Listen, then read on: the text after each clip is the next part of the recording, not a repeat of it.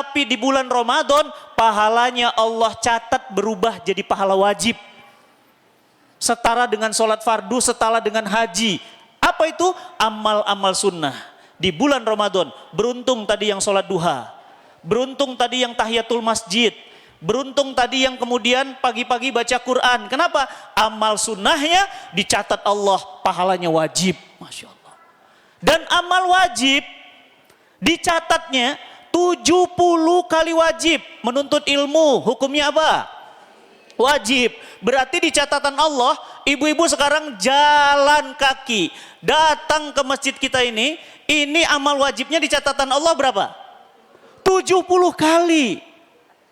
Makanya saya berangkat, badan masih capek, badan nggak enak, baru pulang umroh. Tapi kenapa? Ini Ramadan, Bandung. Berarti apa? Saya berangkat sekali ke Bandung, Allah catatnya 70 kali.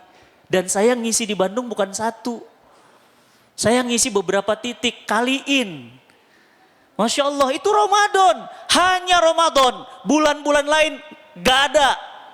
Gak pernah ada bulan sehebat bulan Ramadan. Amal sunnah dicatat jadi pahala wajib. Amal wajib jadi 70 kali wajib. Masya Allah.